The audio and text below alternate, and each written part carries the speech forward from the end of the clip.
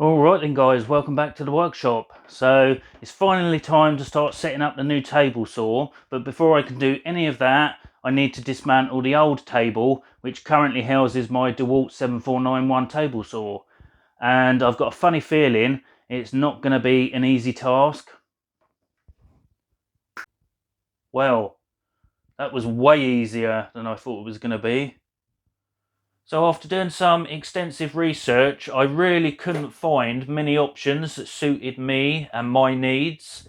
Now, obviously, there was two things that mattered to me when trying to work out which table saw to buy. One was it had to have an induction motor. Obviously, I live in a residential area and I don't really want to be annoying the neighbours too much. Although my workshop is fairly insulated and you can't actually hear the tools being used if the doors and that are closed, I still want to keep the noise to a minimum, not only for everyone else but for me as well. So induction motor was an absolute must.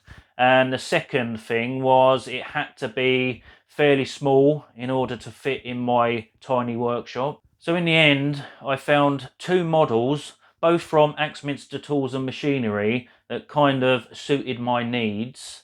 One was they're both the craft range. One's a 216mm blade, or 8.5 inches, and the other one is a 254mm version, or 10 inches. And there was about 250 pound difference between the two, but the cut capacity was only about 15mm more on the 10-inch version as opposed to the 8.5. And thinking back at all the different things I've used my DeWalt 7491 for, I couldn't really think of any instances where I actually used it at the maximum height. So I settled for the 216mm one, mainly because it was a lot cheaper, and two, it's also a slightly smaller table area. So I think the bigger 10-inch one would have taken up slightly too much room in my workshop, whereas the smaller one, I should be okay with that one, but we will find out when I put it all together. So I just want to point out quickly that I was never going to pay the original asking price for either of the two craft saws. In my opinion, £700 and £930 is just way overpriced for what they are. Yes, they're probably really good quality, but there was no way I would pay that. So I think Axminster are in the process of rebranding, and the old craft table saws are red, whereas the new rebranded ones are now white. And I'm not sure whether they've changed craft to something else. But either way, they reduced the old coloured table saws quite considerable in price. And at one point, you could get the 8-inch one, which I've purchased, for as low as 474 quid with an extra code for an extra 10% off. So I was kind of really interested, and I'm in an ahhing about it. And then they went back up in price, which I was a bit annoyed about. But then obviously, because Axminster wanted to get rid of the last few items in stock of the old original colours, they actually reduced it further still to 445, I think. And I was able to use the 10% off code on top of that, bringing the total cost of the saw down to, I think it was 404 quid, which in my opinion is a complete steal. There's no way I would have paid 700 quid, and I certainly weren't going to pay an extra 250 quid for an extra 15mm of cutting capacity and a slightly bigger motor. So that is why I chose the smaller of the two, and I'm sure I'll be really happy with it. Another reason that kind of helped sway the decision was Matt from Badger's Workshop. I'm sure most of you have seen his channel. I'll leave a link, if I remember, to his channel in the video description. But anyone that knows Matt will know that he's had a ton of different table saws over the years, and he's now got the exact model that I've now got, and he says it's one of his best table saws that he's ever had. And believe me when I say he's tried a lot, and I mean a lot, of table saws. So I value his opinion, and that's another reason why I went for this one. Right, so I know you're probably sick of hearing me rabbit on because I've spoken way too much at the start of this video, but there's just a lot I wanted to say. I'm going to be doing a series of videos, so you won't see the entire setup in this first video. I'm mainly going to be concentrating on the cabinet stand and the mobile base, and then I'll do a separate video moving on to setting up the actual main body of the saw itself and the table and fence and all that. So if you're not yet subscribed to the channel, then why not take this opportunity to hit that subscribe button, click the bell to all, and you'll never miss a future upload. So that's enough of me yakking on. I'm sure I've bored most of you to death already, so let's get on with today's video. So when you purchase this table saw, you can either build your own base, or it comes with optional leg stand or a cabinet base, and you can also get mobile bases to fit. So what I've gone for is the cabinet base and a mobile base. So I think what I'm going to do first is set the cabinet up and the mobile base and get that all in place, and then I can think about putting the table saw on top. So just to let people know, I opened the box for the actual cabinet stand itself, and there's no instructions for that in the box. I'm assuming if you bought the stand, you've obviously got this table saw, and the instructions for the saw and all the available accessories are actually in the box with the main saw. So I'll just give you a quick flick through. They are fairly detailed instructions, lists all your different parts for like the leg stand, cabinet stand, all your nuts and bolts and things, your sliding table. So everything that comes with the saw or is an optional extra is included, and then it gives you step-by-step instructions on how to assemble everything. But one thing I will say, when it comes to the cabinet stand, if you look at step 1, you'll actually see that the first 2 panels are actually round the wrong way. Now, the door is meant to be on this side, so just bear that in mind, that you don't want this closed panel on the right hand side. You want this on this side, if that makes sense. So don't do exactly what it says, otherwise you'll end up having to take it apart again.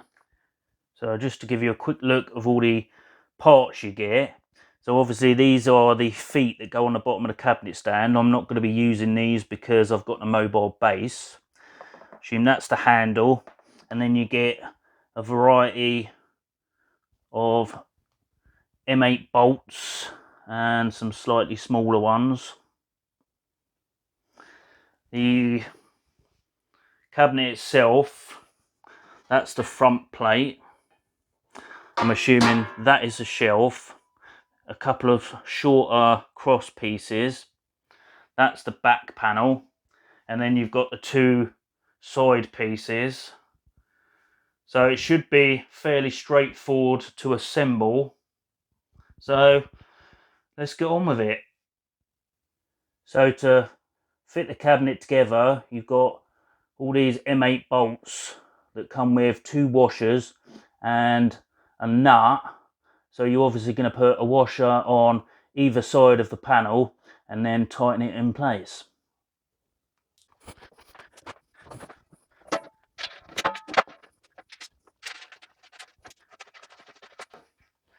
So to start with, I'm just going to put them all in hand tight, and then once I've got it partially assembled, I'll go back and tighten them all up properly.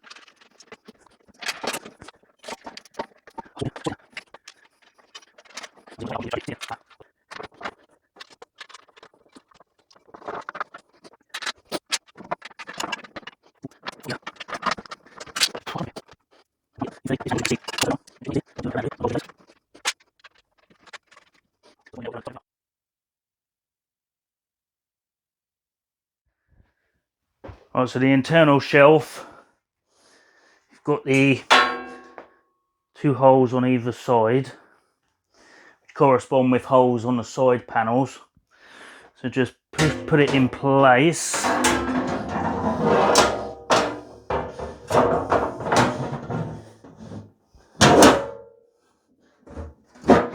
What I've found is a little bit easier is if you kind of lay it in place so it sits in flat, just don't let it hook underneath the bolts that are holding this together, and it kind of wedges itself in place, and then you can just maneuver it so it's more or less in line with the holes, and then you can move it about and try and get the holes to line up properly.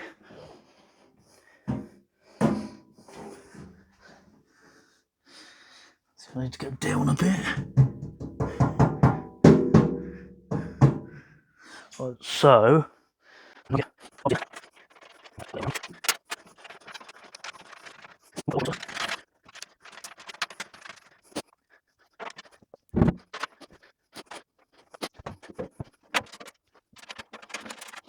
And then you just rinse and repeat that side. And then with the stand flipped upside down, it's just a little bit easier to go around and tighten them all down.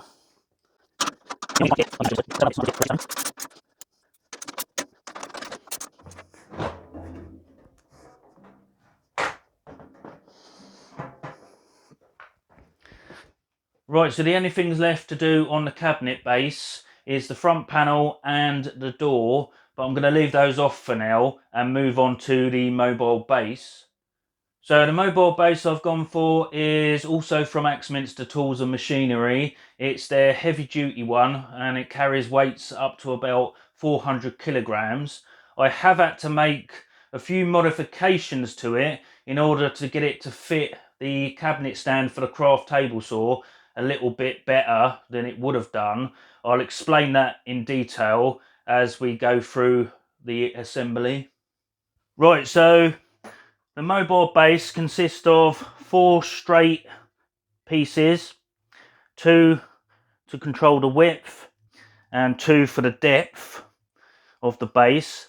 You'll see it's got various threaded holes, and that's so you can obviously increase or decrease the size. The rear pieces have got a mounting area for the rear wheels. The front pieces have got a mount for the front pivoting wheels and also the locking levers which lift and lower the wheels on and off the floor. So the modification I had to make, the 2 shorter pieces which determine the width, I had to actually cut these down because at the narrowest setting it was still too wide for the base. Right, so these are all the bits that you actually get.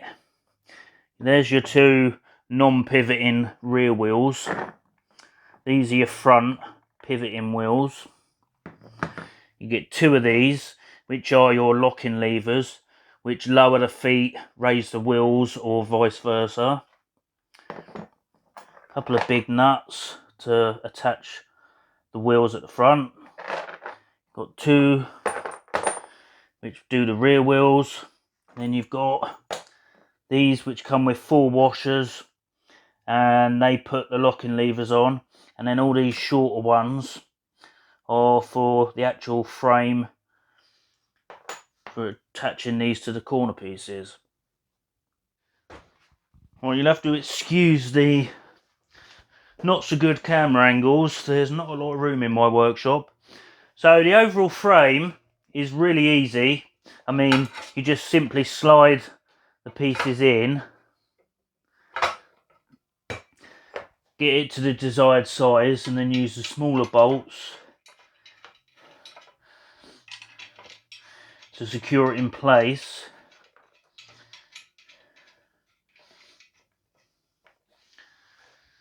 And the easiest way to do it is to either do the front like I've already done, and then put the two back pieces together like so, to whatever width you want it at, which is gonna be there.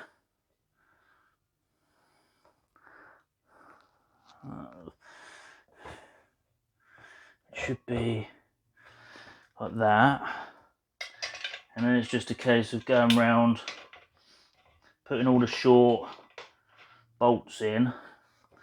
Now I'm not allowed, or I can't, should I say, use all the available holes, because there's obviously only set places because of the threaded holes in these bars. There's only certain positions you can actually put them in.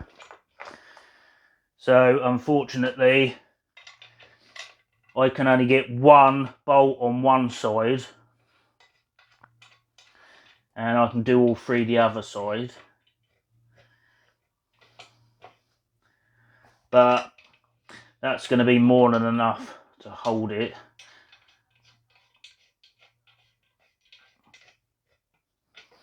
And I've alternated it, so the side I've got one in on the back, I've then done a diagonal and done the one on the opposite side.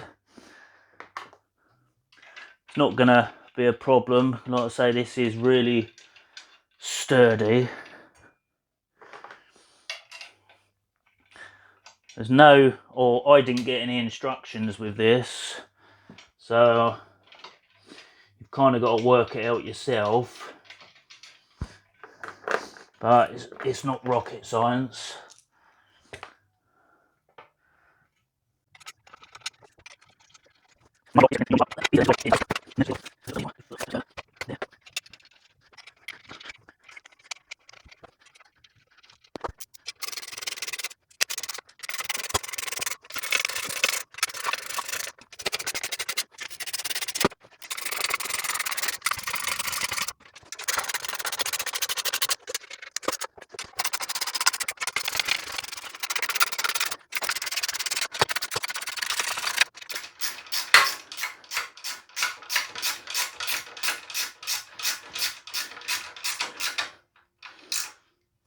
And it's probably a good idea just to check that I have actually done it the right size.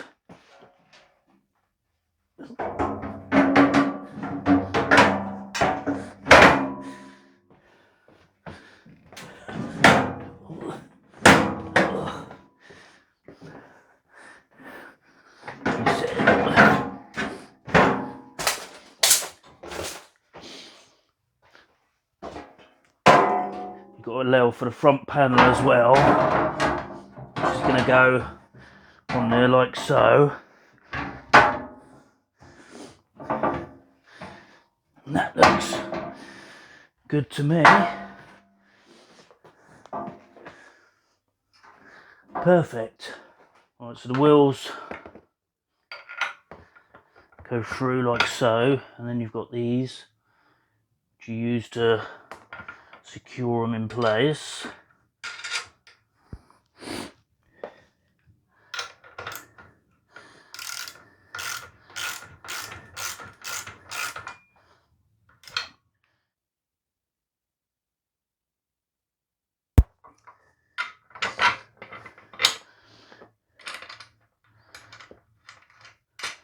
And although this is heavy duty steel, be careful when you do these up, because you don't want to compress this so the wheel doesn't turn. So just be gentle with it.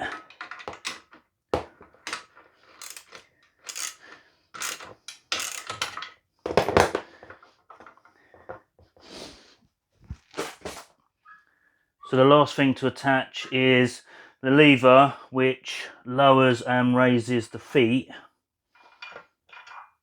And to attach that, you get a bolt, a nylon nut, and you actually get 4 washers. So my first thought was that you have a washer this side and then a washer in between here and the bracket, and the same the other side, but there's no way you can get washers in that space, so I'm just going to put 2 washers on one side.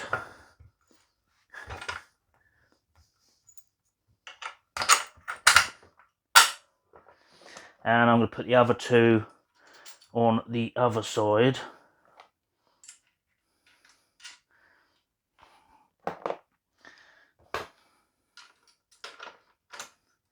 And then you tighten those down.